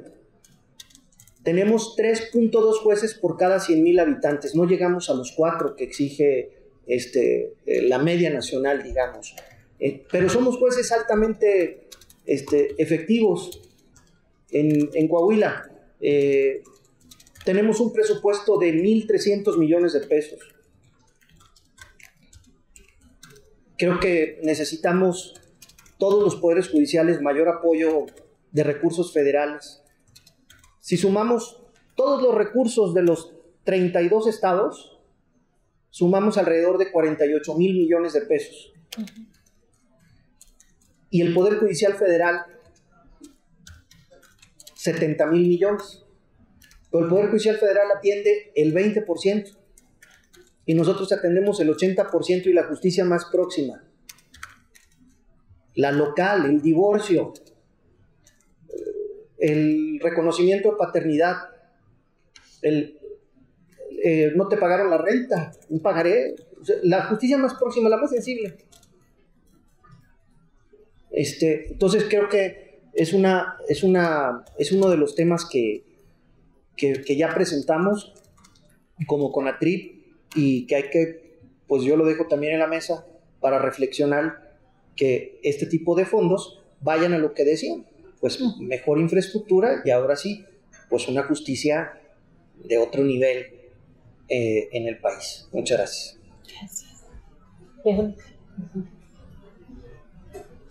Muchas gracias. Muchas gracias por todas las intervenciones.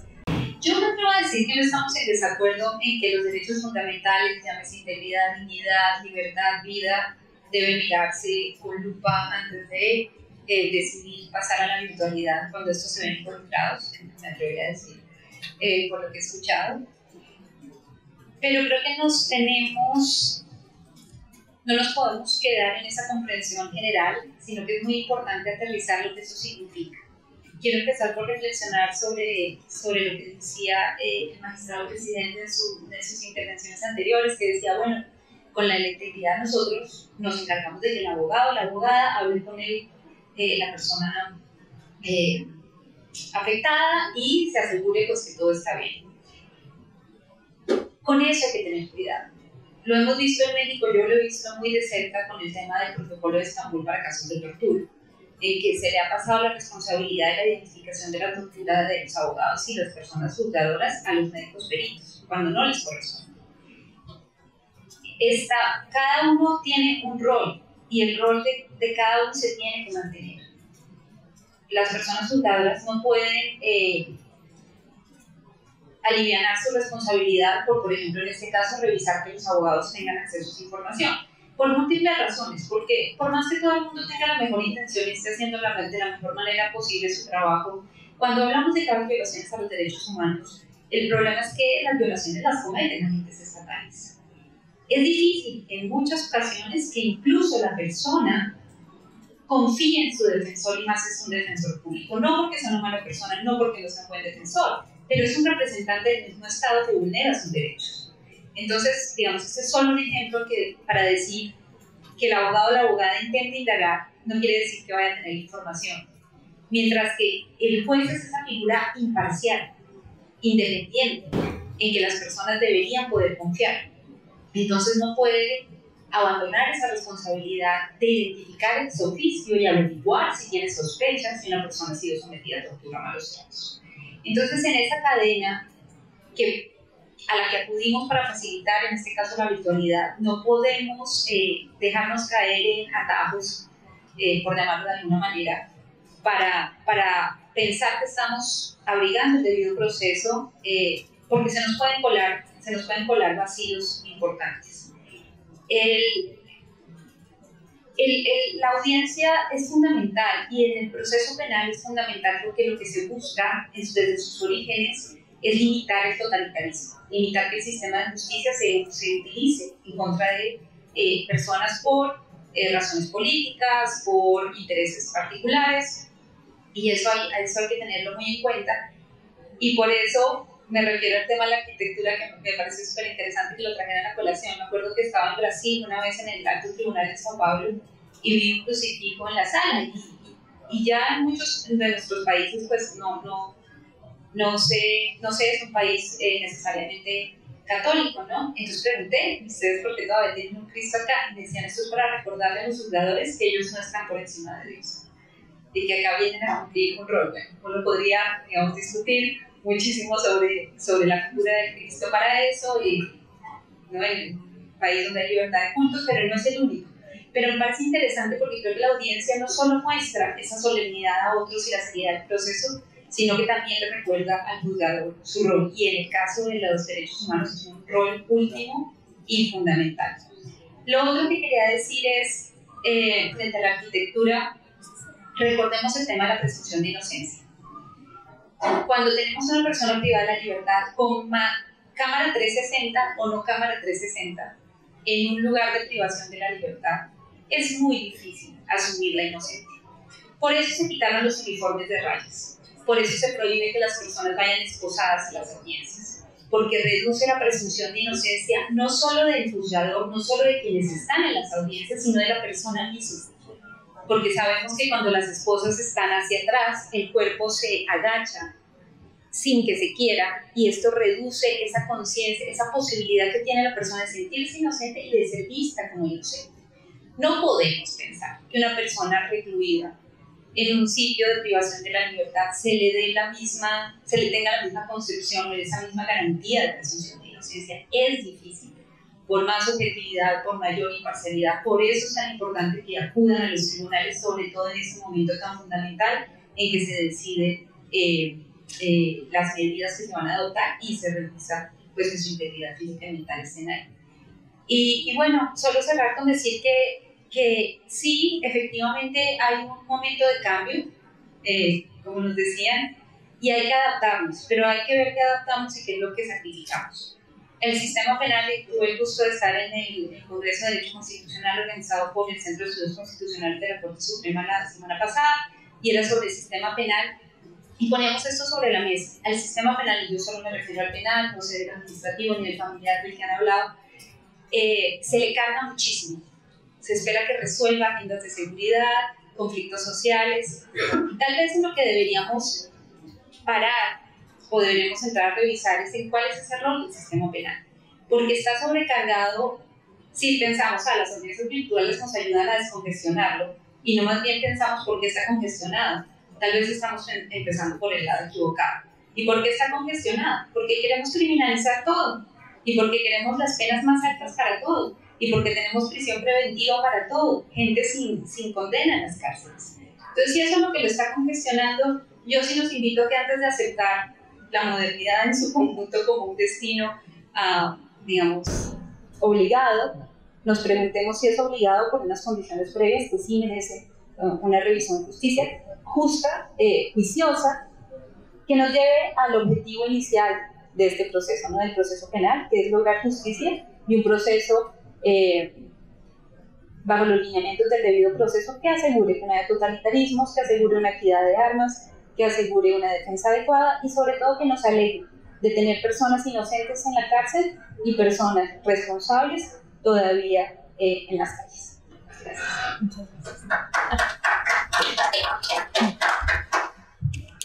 A ver, si me permiten concluir muy rápidamente diciendo, yo creo que hay cosas, un debate muy interesante que surgió de, por una parte, que la tecnología no tiene vuelta atrás, digamos, el avance tecnológico, y creo que de cierto modo todos podemos estar de acuerdo con esto, pero que la tecnología nunca debe de dejar de ser un instrumento para avanzar y no algo que nos esté controlando y determinando ciertas cosas, ¿no? Creo que allí, y por eso precisamente creo que el objetivo de este documento era esto, era generar una reflexión para no dejarnos llevar por la inercia, que es lo que veíamos un poquito en el estudio. ¿Por qué tomaron algunos poderes judiciales una decisión en un sentido u otro? ¿O realmente tomaron una decisión o solamente están siguiendo la corriente sin realmente hacerse esas preguntas? Yo creo que lo que mencionó el presidente y lo que mencionó también Verónica es muy importante. ¿Para qué sí debemos permitir audiencias virtuales y para qué no? Y yo creo que esto es un debate que todavía no ha habido en México. Mencionaba el presidente que estaba adentro del Poder Judicial, sí están haciendo esta reflexión, pero a nivel nacional no necesariamente creo. Quizás hacer un llamado, usted que tiene tanto peso en la CONATRIB, generar este debate, porque si hay un lugar donde tendría que abrirse este debate, creo que es allí, precisamente porque creo que todos estamos de acuerdo. Y los protocolos. Sí, los protocolos. Las audiencias virtuales pueden ser muy benéficas para algunas cosas, pero también pueden tener problemas. Y lo peor es que en México parece que no los estamos viendo, que es un poco el mensaje de este documento. Me llamó la atención que nadie dijera realmente, ay, sí tenemos un problema con el debido proceso, como sí ha ocurrido mucho en otras partes del mundo, en Chile, ¿no? Entonces, justamente creo que este documento esperaría que genere este debate, para eso estamos, pues para eso lo hicimos y pues a ver si eso sucede. Muchísimas gracias por su atención. Gracias.